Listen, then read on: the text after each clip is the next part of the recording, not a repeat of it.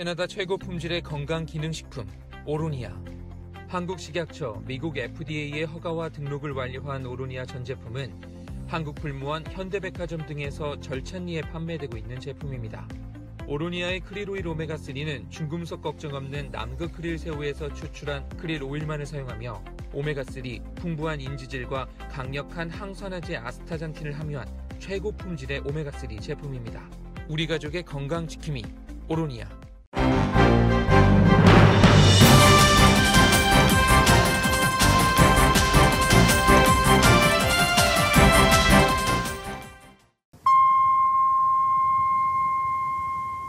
새봄 새희망 라디오 서울이 함께합니다.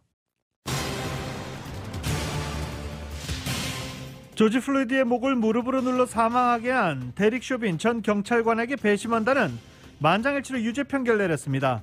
바이든 대통령은 유죄 판결 직후 안도했다고 말하고 큰 전진이라고 밝혀 경찰 개혁 가능성을 시사했습니다.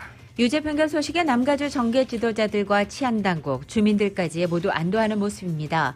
이에 따라 어제 LA에서 열렸던 시위들도 평화적으로 마무리됐습니다. 오하이오주 콜럼버스시에서는 경찰이 16살의 흑인 여성 청소년에게 총을 쏴 숨지게 했습니다. 조지 플로이드 유죄 판결 나오기 25분 전입니다. 뉴욕의 한 대형마켓에서 총격 사건이 발생해 한 명이 사망하고 두 명이 부상했습니다. 루이지애나주의 생일 파티에서는 중학생들끼리 서로 총격을 발카해 9명이나 부상했습니다. 전국의 성인 50% 이상이 코로나 바이러스 백신을 최소 1회 이상 맞은 것으로 집계된 가운데 바이든 대통령은 취임 100일 내에 백신 접종 2억 회분을 목표로 상향 조정했습니다. 최근 LA 카운티의 코로나 관련 수치들이 답보 상태에 머물자 한때 기대를 모았던 옐로우 등급으로의 등급 완화는 당분간 어려울 것으로 전망됐습니다. LA 통합교육부가 일제히 대면 수업을 재개한 가운데 상당수 아시안 학생들은 인종차별 피해를 우려하고 있는 것으로 나타났습니다. AP통신은 어제 미 전역에서 아시안 대상 증오 범죄가 늘자 LA 지역의 한인 노인들의 일상이 두려움에 처해 있다고 보도하게 됐습니다. 바이든 대통령 초청으로 내일부터 이틀간 열리는 시진핑 기후변화협의 화상기후회의에서 시진핑 중국 국가주석이 참석합니다. 중국 외교부는 중요 연설을 할 것이라고 발표했습니다. 조 바이든 대통령도 기후회의를 통해 2030년까지 미국의 온실가스 배출을 현재의 절반까지 감소시키겠다는 구상을 밝힐 예정입니다. 이런 가운데 민주당이 250억 달러를 투입해 전국에 있는 스쿨버스를 전기차로 교체할 계획을 밝혔습니다. 상무부가 반도체 공급 위기를 국가 안보로 규정하고 미국 내 공급망 확보 필요성을 다시 강조했습니다.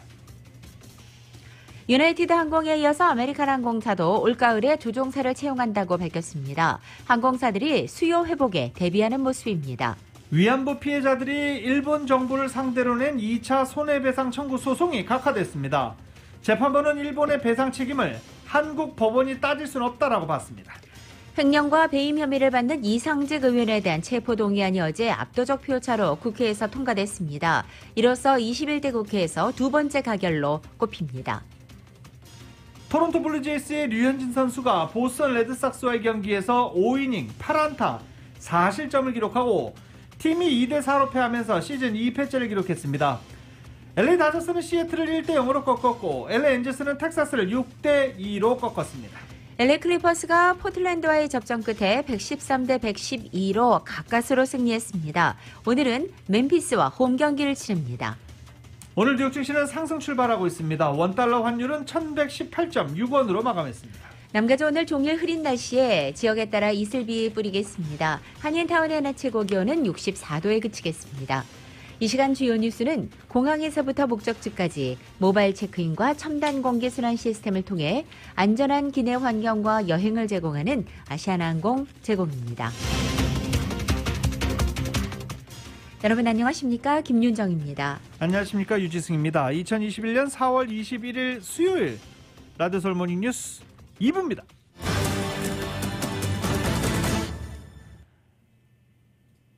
어제 긴장하셨던 분들도 상당히 많으시죠. 치안당국도 크게 긴장을 했었습니다. 여차하면 주방위군을 부르겠다, 도움을 요청하겠다라고 했던 셰리프국도 긴장 많이 했습니다. 조지 플로이드의 목을 눌러 살해했던 미네소타주의 전직 경찰관 데릭 쇼빈에게 유죄 판결이 내려졌습니다. 미네소타주 헤너핀 카운티 배심원단은 어제 발표한 평결에서 2급 살인, 2급 우발적 살인, 3급 살인 등으로 기소된 쇼빈의 모든 혐의에 대해서 유죄라는 판결을 내렸습니다.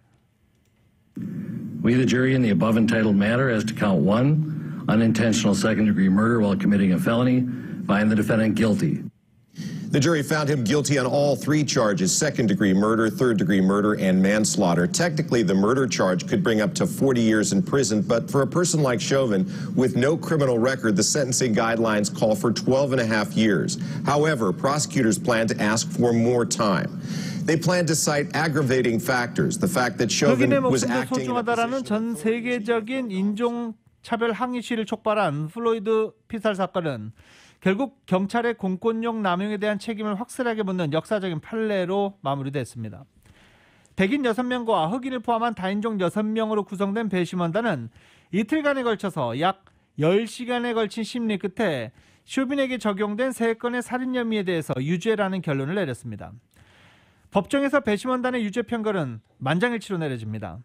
이번 판결로 쇼빈에 대한 보석은 취소됐고 판결 낭독 후 판사 명령에 따라 즉시 쇼빈은 법정 구속이 됐습니다. 배심원단 판결에 이어서 구체적인 형량을 정하는 판사 선고는 2달 뒤에 진행됩니다. 최대 형량은 2급 살인의 경우 40년, 2급 우발적 살인은 10년, 3급 살인은 25년입니다.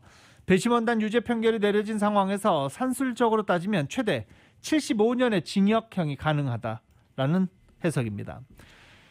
쇼빈은 유죄 판결이 내려지는 순간 무표정으로 눈짓으로만 법정을 둘러봤습니다. 배심원단의 어제 판결은 일촉즉발의 긴장 속에서 진행됐습니다. 무죄 판단이 나올 경우 거친 항의 사태가 예상됐던 터라 법원 주변은 장벽과 철조망으로 둘러싸였고 주 방위군이 수은차례 나서기도 했었습니다. 어제 쇼빈에 대한 유죄 판결이 내려지자 법원 주변에서 소식을 기다리던 시민들은 환호성을 질렀고 플로이드 유족을 대리했던 벤 크럼프 변호사는 성명을 내고 이번 판결은 역사적인 전환점이라며 흑인을 위한 정의는 모든 미국인을 위한 정의라며 고통스럽게 획득한 정의가 마침내 플로이드 가족에게 도착했다라고 환영했습니다. 조 바이든 대통령이 어제 유죄 판결이 내려진 것과 관련해 우리 모두 매우 안도했다라고 말했습니다. 배심원단이 모든 혐의의 유죄 판결을 내린 직후 유족들과 통화를 하면서 이번 판결이 의회의 경찰 개혁 노력에 추진력을 제공하길 바란다면서 이같이 말한 것입니다. 조 바이든 대통령은 모든 것을 더 좋게 만들 수는 없지만 적어도 지금은 약간의 정의가 있다라고 말하기도 했습니다. 이 나라의 궤도를 바꿀 기회가 있다며 이번 판결을 경찰개혁의 토대로 삼겠다는 의지를 나타냈다고 워싱턴 포스트는 전달하기도 했습니다. 조 바이든 대통령은 또 조지 플로이드의 가족들을 대통령 전용기인 에어포스 원에 태워서 백악관으로 초청하겠다고도 약속했습니다. 조 바이든 대통령은 어제 유죄 판결 중계 방송을 집무실 밖의 식당에서 지켜봤고 이 자리에 카말라 해리스 부통령도 동석했으며 카말라 해리스 부통령 역시 오늘은 정의의 날이라며 유죄 판결에 환영의 뜻을 밝혔습니다. 정계 시민단체 연예계 환영 메시지가 잇따라 내놓고 있습니다. 오바마 전 대통령과 미셸 여사는 함께 발표한 성명에서 진정한 정의는 하나의 판결 이상이어야 한다며 사법 시스템 개혁도 촉구했습니다. 힐러리 클린턴 전 국무부 장관은 조지 플로이드의 가족은 그를 살해한 자가 책임을 지게 되는 것을 볼 자격이 있다며 흑인의 목숨은 소중하다라고 밝히기도 했습니다. 오프라 윈프리는 판결문이 낭독될 때 기쁨의 눈물을 흘렸다며 세계가 목격한 것을 인정해줬던 배심원들에게 감사드린다라고 감격했습니다.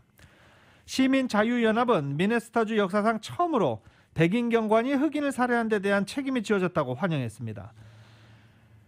정계에서도 환영 성명이 나왔습니다. 버니 샌더스 상원 의원은 당신이 흑인이라고 해도 차 안에 있을 때 자동차 면허증이나 등록증이 만료됐다고 해도 편안함을 느껴야 하고 경찰관에게 총격을 당해서는 안 되는 것이라며 아직 우리는 해야 할 일이 많이 남아있다라고 말하기도 했습니다.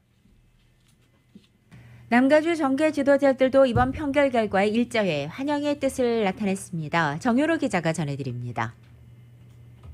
조지 플로이드를 살해한 백인 경관 데릭 쇼빈에게 미네소타주 배심원단이 유죄 판결을 내리면서 혹시나 하며 조마조마했던 남가주 주민들은 안도의 한숨을 내셨습니다.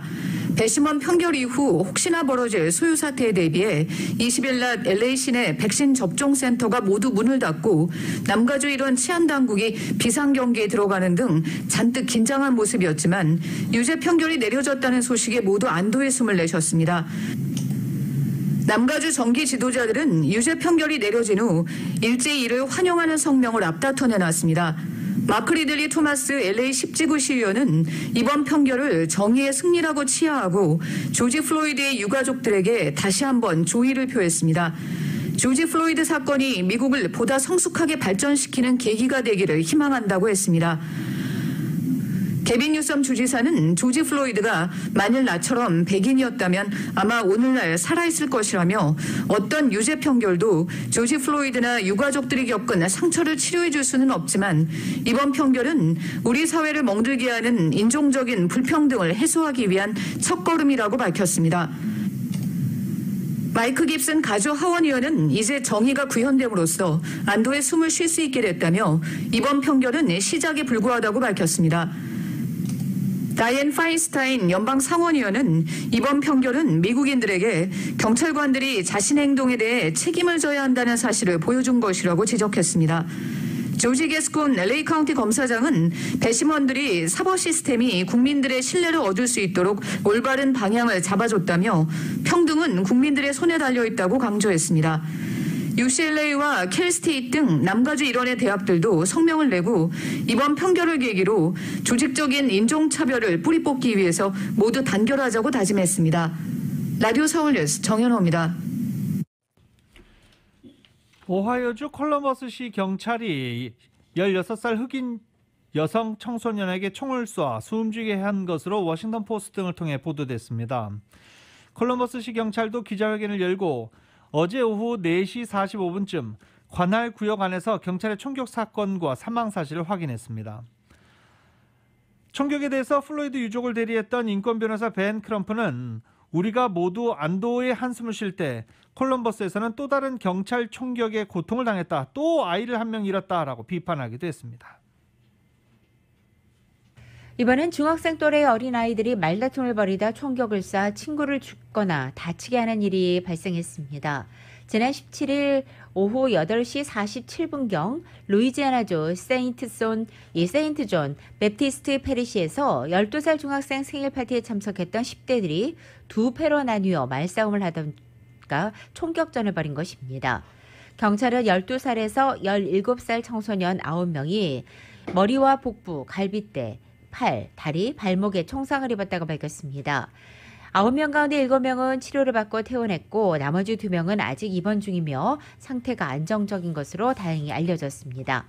또 역시 같은 날 오후 10시 15분경 메릴랜드주 프린스 조지 카운티에서도 역시 중학생이 12살 소년이 13살 소년을 총으로 쏴 숨지게 했습니다. 또 뉴욕주 롱아일랜드 식료품점에서는 총격 사건으로 1명이 사망하고 2명이 부상했습니다. 이 식료품점 스탑앤샵에서 어제 오전 11시경 총격 사건이 발생해 이 식료품점에서 일하던 이 31살의 남성이 용의자로 지목됐습니다.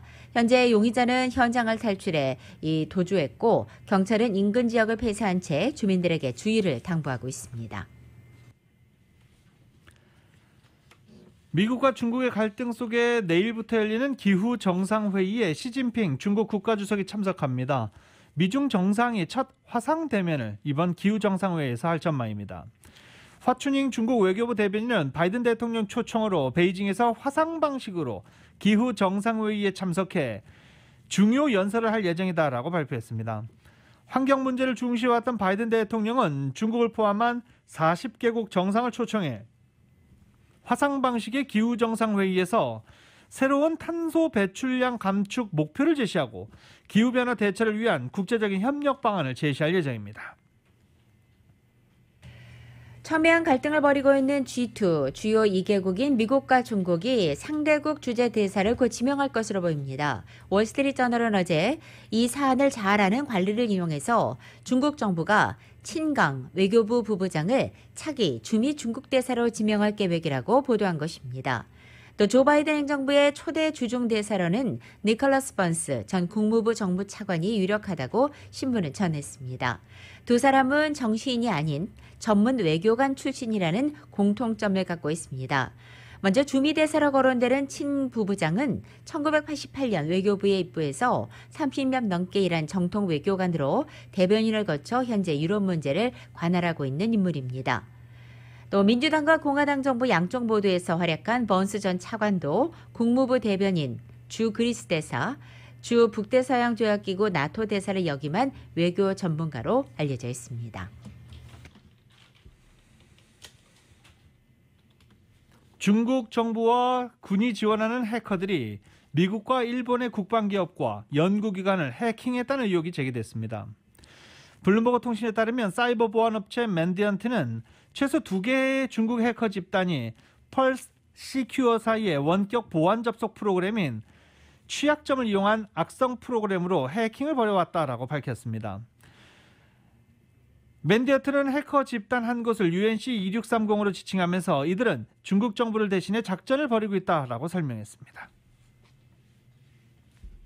미국의 전기차 회사 테슬라가 고장난 차의 환불을 요구하는 중국 소비자에게 결국 사과했습니다.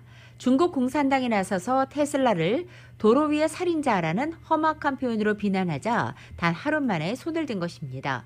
한편 이번 일로 미중 관계가 더 거칠어졌다는 평가도 나오고 있습니다. YTN입니다.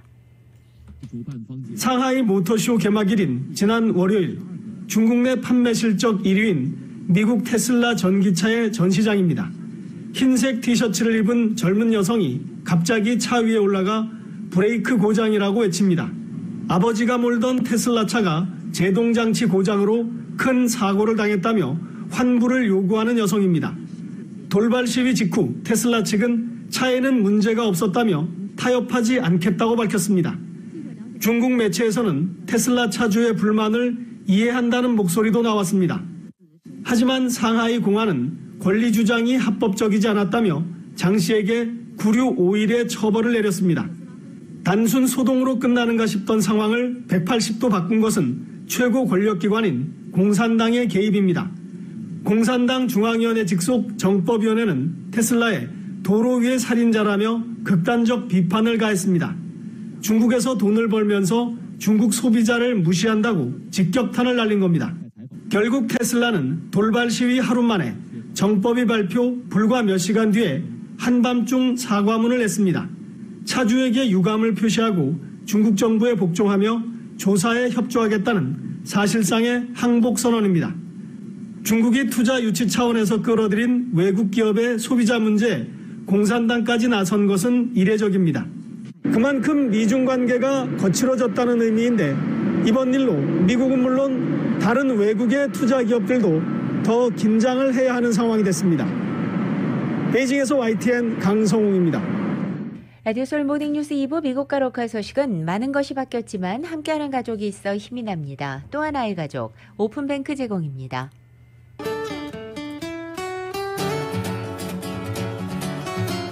4월 21일 수요일 남가주의 날씨입니다. 남가주 오늘 종일 흐리겠고 지역에 따라 간간히 이슬비도 뿌리겠습니다. 낮 기온 어제보다 10도가량 떡 떨어져서 예년 기온을 크게 밑돌겠습니다. 이렇게 서늘한 날씨는 목요일인 내일과 금요일까지 이어지겠고 토요일에는 그래도 전날보다 3, 4도가량은 오르겠습니다. 하지만 주말을 지나 다음 주 월요일의 낮 최고 기온 60도 초반대까지 다시 떨어집니다. 여기에 또 한 차례 봄비 소식도 나와 있습니다. LA 한인타운의 오늘 낮 최고 기온 64도, 밤 최저 기온 56도, 오렌지 카운티 지역 62도 56도, 밸리와 일랜드 엠파이어 지역 65도 51도, 해안 지역은 63도 54도 되겠습니다. 한국도 오늘 전국적으로 흐린 날씨입니다. 서울의 오늘 아침 최저 기온은 61도로 출발하고 낮 최고 기온은 81도까지 올라서 이곳 남가주보다 포근한 날씨 보이겠습니다. 라디오 서울 모닝뉴스 2부 이 시간은 1250만 불, 교통사고 최고 보상, 교통사고 전문 천재 변호사 리차드 호프만, 메디케어 시니어를 위한 전문의 허가가 아주 빠른 한인 최고 최대의 서울 메디칼 그룹, 37MPG의 강력한 스토리텔링 머신, 2021 기아 소렌토 터보 하이브리드, 비즈니스의 나이스샷, 2021 LPGA 휴젤에어 프리미어 LA 오픈 공식 후원 한인은행, CBB뱅크 공동 제공입니다.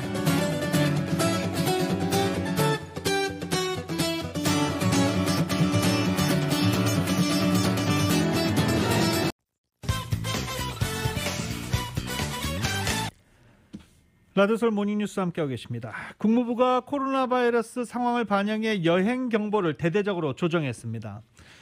미국인에게 모든 해외여행을 제고할 것을 강력히 권고한다며 여행 금지 국가를 전 세계 80%로 확대할 것이라고 밝혔습니다.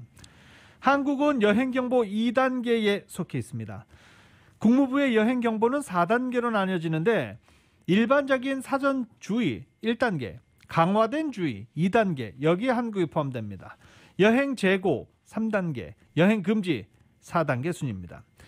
여행 금지국이 어제 오후 95개국까지 늘어났습니다. 업데이트 작업이 이번 주 내내 계속될 예정이어서 국무부의 여행 금지 국가 숫자는 더욱 늘어날 것으로 보입니다.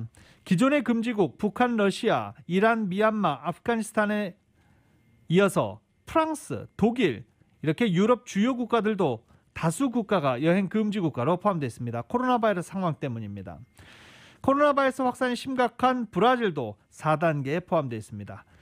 인도의 경우 아직 2단계의 변화가 없는 것을 보면 업데이트는 계속 이어질 것으로 보입니다. 미국이 여행 금지국 수를 80% 수준까지 늘릴 경우 160개국 안팎에 이를 것으로 추산되고 있습니다.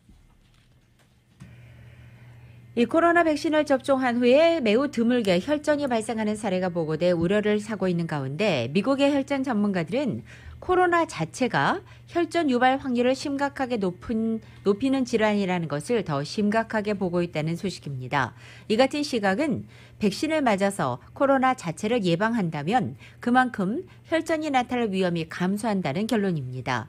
전문가들은 발생 가능성이 극히 작은 혈전을 둘러싼 우려로 인해서 백신 자체를 아예 기피하는 현상을 아이러니하라고 보고 있습니다.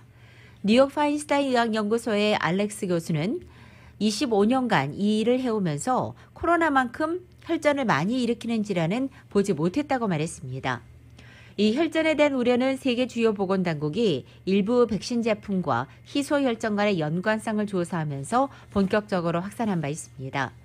의학 전문가들은 백신과 희소혈전 간의 관련성이 아예 없다고 말할 수는 없지만 이런 부작용이 실제로 일어날 확률은 벼락을 맞을 확률과 비슷한 수준이라고 CNN에 전했습니다. 최근 백신을 맞고 일반 혈전이 발생한 사례도 언론에 자주 보도되는데 역시 섣불리 연관성을 짐작해서는 안 된다고 이들은 주의를 환기시켰습니다. 유럽의약품청 얀센 백신이 특이 혈전 사례와 관련됐을 가능성이 있다고 판단하고 얀센 백신, 이 존슨앤존슨 백신입니다. 이 얀센 백신 제품의 혈전 가능성에 대한 경고를 추가해야 한다고 결정했습니다. 미국은 접종 중단 권고 결정을 내렸죠. 그런데 유럽의약품청은 백신의 이익이 부작용 위험성보다 크기 때문에 존슨앤존슨 백신은 그냥 접종해야 한다라는 입장을 분명히 밝혔습니다. Y10입니다. 유럽의약품청 EMA 안전성위원회는 얀센 백신이 혈소판 감소를 동반하는 특이 혈전의 매우 드문 사례와 관련됐을 가능성을 발견했다고 밝혔습니다. 그러면서 특이 혈전 가능성에 대한 경고를 얀센 제품의 정보에 추가해야 한다고 권고했습니다. 이 같은 사례가 얀센 백신의 부작용으로 포함돼야 하지만 제품의 출시는 정상적으로 이루어져야 한다고 결론 내렸습니다. When vaccines are rolled out to large number of people, it is possible that very rare side effects can occur, and these will not necessarily have been identified in the clinical trials. 미 식품의약국 FDA와 질병통제예방센터 CDC는 지난 13일 얀센 백신 접종자들 가운데 심각한 형태의 혈전이 나타난 사례 6건을 근거로 사용 중단을 권고했습니다. 이후 미국을 비롯한 세계 곳곳에서 얀센 백신의 접종을 중지하거나 도입을 연기하는 결정이 잇따랐습니다. 미 CDC는 현지 시간 23일 자문단 회의를 열어 얀센 백신의 접종 재개 여부를 논의할 예정입니다. EMA와 다른 결론을 내릴지 주목됩니다. 우리나라는 얀센과 개별 협상을 통해 600만 명분을 선구매 계약했습니다. 얀센 백신은 2번 접종해야 하는 다른 백신과 달리 한 번만 맞아도 평균 예방 효과가 66%이고 냉장 보관이 가능한 점 등이 장점으로 평가받았습니다. 하지만 아스트라제네카 백신과 같은 방식인 아데노바이러스 전달체 백신으로 혈전 부작용 사례가 보고되면서 접종에 대한 불안감이 제기되어 왔습니다. YTN 강성욱입니다. 현재 미국에서 백신 접종이 속도를 내고 더 많은 사람에게 접종 기회가 열리면서 해외에 체류하면서 백신을 맞지 못한 미국인들이 속속 귀국행 비행기에 오르고 있습니다. 또 이 미국행 비행기에는 부유한 외국인들도 가세하고 있다는 소식입니다. 월스트리트저널과 시사지 아틀란틱에 따르면 미국에서 코로나 백신 보급이 빨라지면서 해외 거주 미국인들의 백신 여행이 늘고 있다는 것입니다. 또 일부 미국인은 이미 고국행 비행기를 타기도 했지만 일부는 이 남아돌 것으로 예상되는 여분의 백신을 해외에 있는 자신들에게 보내달라고 정부에 요구하고도 있습니다. 조 바이든 대통령이 미국인들의 백신 수요를 충족한 뒤에 남는 백신을 나누겠다고 거듭 밝히자 이들 국외 체류자들은 자신들이 왜 제외돼야 하는지 의아해하고 있다는 것입니다. 이들은 미국인의 경우 해외에 거주하면서도 미국에 세금을 내고 있고 투표권도 부여받는다는 것을 들어서 미국 정부가 해외에 있는 미국민에게도 백신을 줘야 한다고 주장하고 있습니다. LA 카운티가 가장 완화된 영업 재개 단계 옐로우 등급 진입 기준에 못 미치고 있습니다. 옐로우 등급이 되기 위해서는 코로나 바이러스 하루 신규 확진자 수가 10만 명당 2명 이하여야 되는데 아직 10만 명당 2.7명이 머무르고 있습니다. 2명 이하로 2주 이상 머물러야 되는데 아직 2.7명이니까 옐로우 등급까지 가려면 조금 더 시간이 좀 필요할 것으로 보입니다. LA 카운티 보건국에 따르면 3.2명이었던 지난주보다는 호전됐지만 기준치에 도달한 뒤 말씀드린 대로 2주를 유지해야 되기 때문에 5월까지는 옐로우 등급 완화는 어려울 것으로 예상되고 있습니다.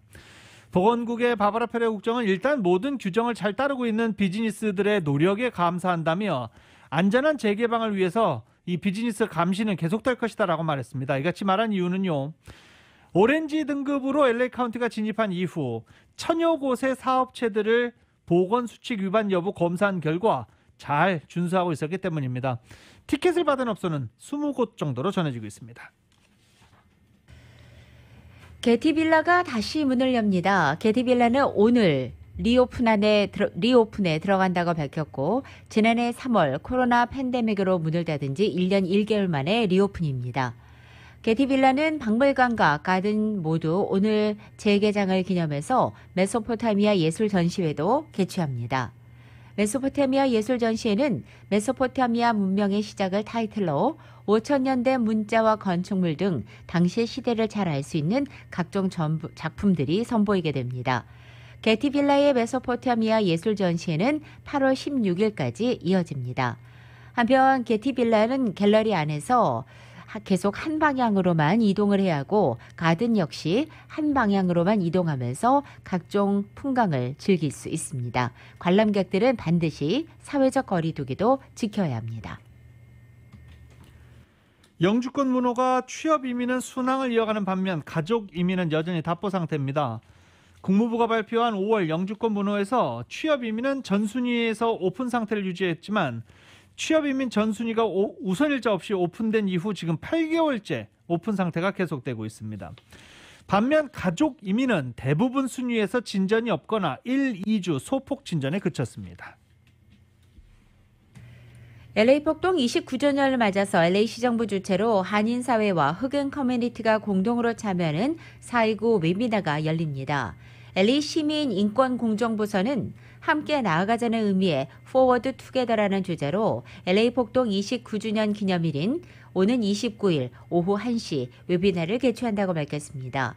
이날 웨비나는 1992년도 LA 폭동을 다시 뒤돌아보고 한인과 흑인 커뮤니티의 현재와 미래를 위한 과제를 짚어보는 자리라고 설명했습니다.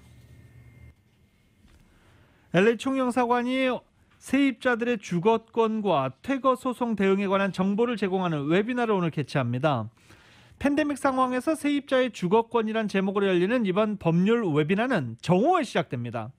화상회의 플랫폼 줌을 통해서 누구나 참여할 수 있습니다.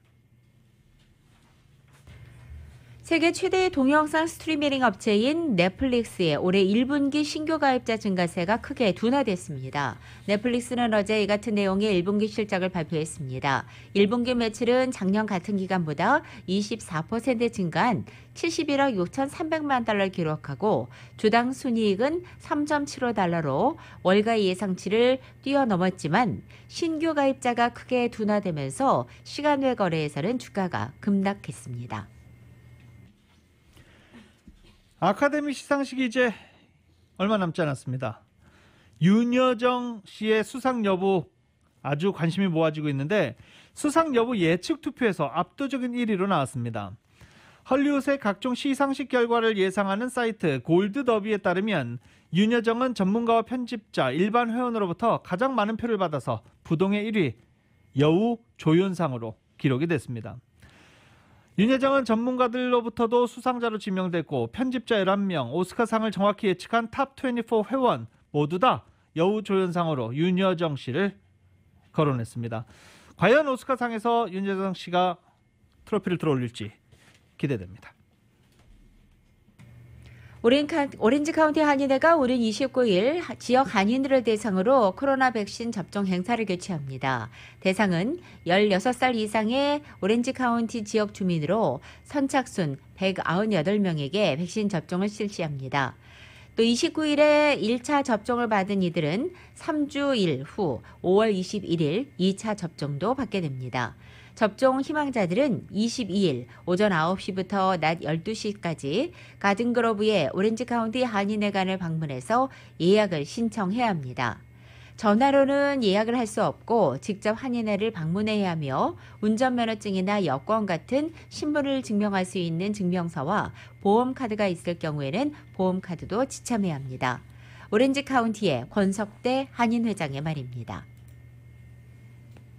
한인들이 모든 예방접종을 다 마치고 우리 한인들이 운영하고 있는 비즈니스가 좀 더 활성화했으면 하는 차원에서 이번에 다시 시도했기 때문에 좀 시간 맞춰서 일단 22일 날 우리 한인회로 오셔서 접수하시고 또 29일 날 1차 예방접종을 맞으시고 그다음에 3주 후에 또 2차 접종을 받게 되겠습니다. 이 백신 접종은 NIM에 있는 코리아 복지센터에서 실시되며 관련 문의는 오렌지 카운티 한인회 전화 714-530-4810, 714-530-4810번으로 하시면 되겠습니다. 현대자동차가 올류 2022 투싼의 본격적인 출시를 알렸습니다. 이은 기자가 그 자리에 다녀왔습니다. 현대자동차가 글로벌 베스트셀링 모델인 새로운 투싼 모델 올류 2022 투싼의 본격적인 출시와 함께 20일 한인타운 마당몰에서 시승회를 열었습니다. 신형 투싼은 2015년 3세대 출시 이후 5년 만에 재탄생한 4세대 모델입니다. 미래지향적인 디자인과 더불어 실내 공간이 넓어지고 주행 안정성이 향상되었으며 최초로 가솔린, 하이브리드, 그리고 플러그인 하이브리드 3가지 엔진들로 운영됩니다. 특히 현대자동차의 디자인 정체성인 센슈어스 스포티니스가 적용되어 스포티한 스타일과 날렵한 측면 캐릭터 라인과 팬더의 풍부한 볼륨, 각진 휠 아치의 조화를 통해 입체적이고 감각적인 차체를 완성했습니다. 공간 활용성이 대폭 강화되면서 중형 SUV급 수준의 실내 공간이 확보되었으며 동력 성능과 연비 경쟁력을 대폭 향상시켜 2021 모델보다 한층 향상된 성능을 갖췄습니다. 고객을 위한 현대 스마트 센스, 최첨단 지능형 안전과 편의사항이 대거 적용되어 전방 충돌 방지 보조, 차로 이탈 방지 보조, 운전자 주의 경보, 하이빔 보조, 뒷좌석 승객 림이 기본으로 탑재되면서 안정성과 편의성을 대폭 높였습니다. 동급 최초로 운전자가 직접 타지 않아도 자유롭게 전후진해 주차 공간을 찾아갈 수 있는 원격 스마트 주차 보조 기능을 갖춰 차 한 대가 겨우 들어갈 정도의 좁은 공간이나 트렁크에 물건을 실어야 할 상황일 때 차량이 뒤쪽으로 가게 한 것입니다.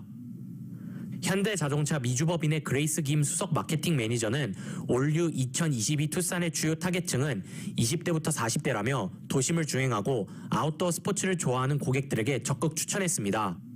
자동차를 내비가 없어도 전화기 내비로서 자동차를 연결을 해서 할 수가 있어요. 근데 그게 와이파이로 되고 있고요. 케이블이 없어도 그냥 될 수가 있습니다.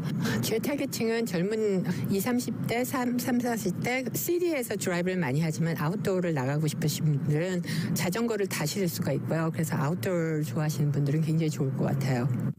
신형 투싼의 가솔린, 하이브리드 모델은 구매 예약제를 실시하고 있으며 웹사이트 현대USA.com을 통해 원하는 트림과 색상을 원하는 딜러에게 사전에 지정해두면 딜러에게 투싼이 도착할 경우 우선 구매할 수 있게 했습니다. 플러그 하이브리드 모델은 올 여름 시장에 선보일 예정입니다. 올유 2022 투싼의 가격은 24,950달러부터입니다. 라디오 서울 뉴스 이은입니다.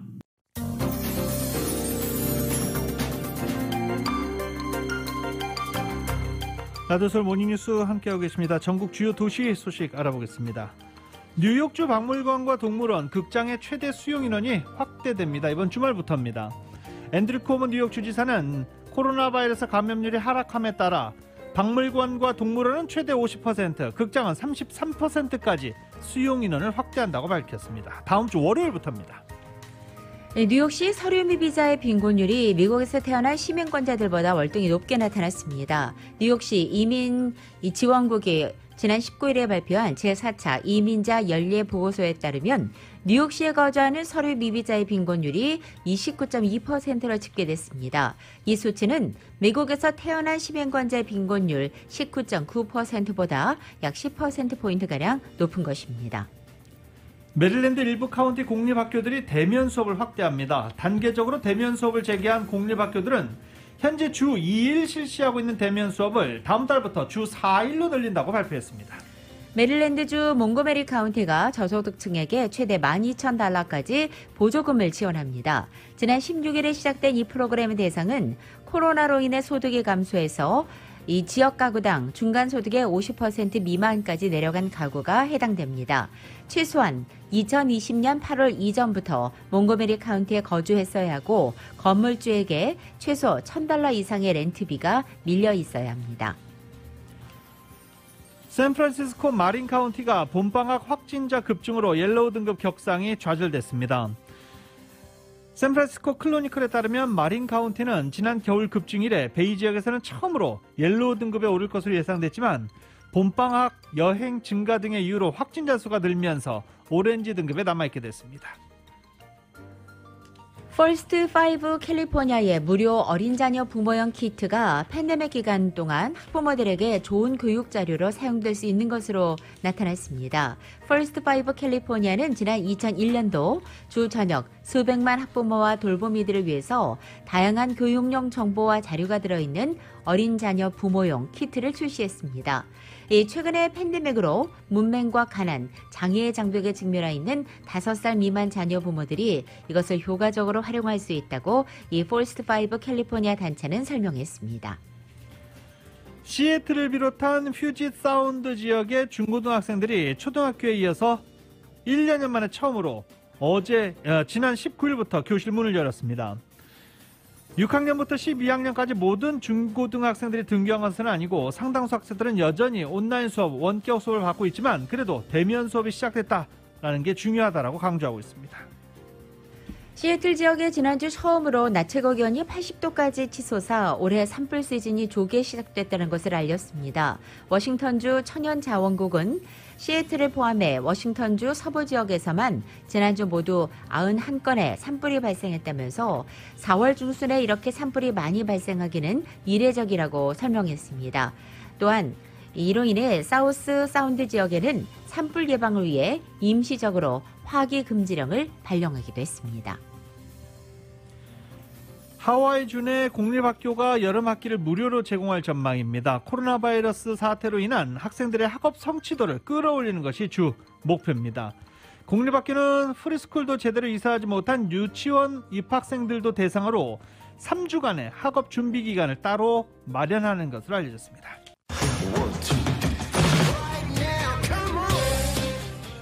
라디오솔 모닝뉴스 스포츠 소식입니다. 어제 다저스가 시애틀 메리너스를 1대0으로 꺾었습니다. 선발 투수 유리아스가 7이닝 1안타 무실점 3진 11개 대단했죠. 그리고 9회 마운드에 오른 켄리 젠슨.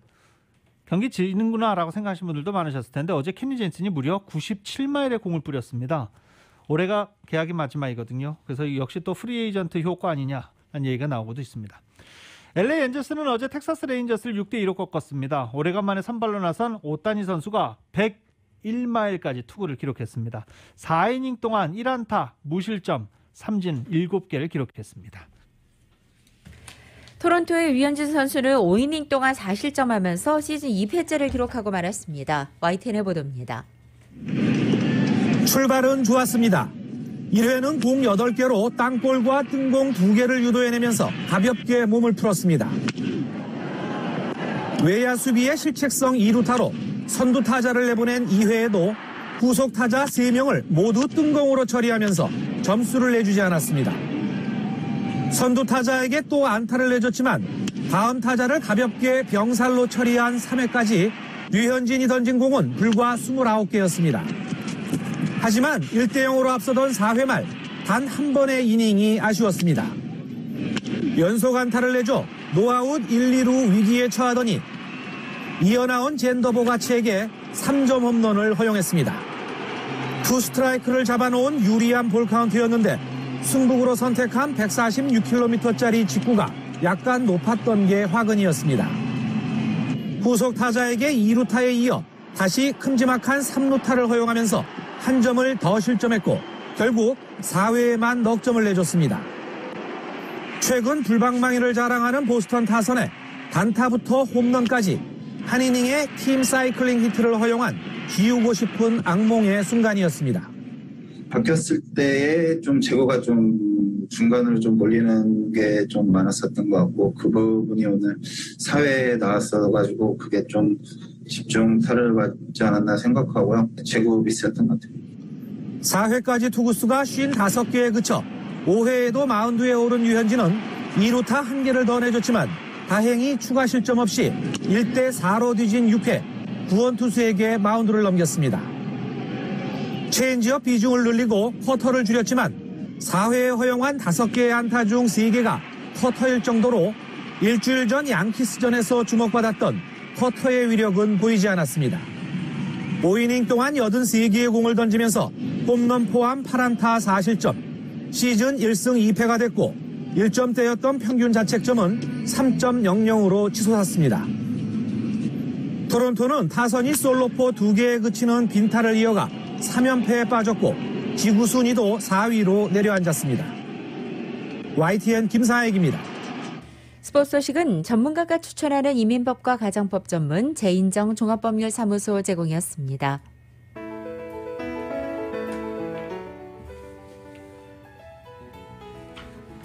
(2021년 4월 21일) 수요일에 전해드린 라디오솔 모닝뉴스 여기서 마치겠습니다. 지금까지 진행의 유지승, 김윤정이었습니다. 모닝뉴스 2부 이 시간은 1250만 불 교통사고 최고보상, 교통사고 전문 천재 변호사 리차드 호프만, 메디케어 시니어를 위한 전문의 허가가 아주 빠른 한인 최고 최대의 서울 메디칼 그룹, 37MPG의 강력한 스토리텔링 머신, 2021 기아 소렌토 터보 하이브리드, 비즈니스의 나이스 샷, 2021 LPGA 휴젤 에어 프레미아 LA 오픈 공식 후원 한인은행 CBB뱅크 공동 제공이었습니다.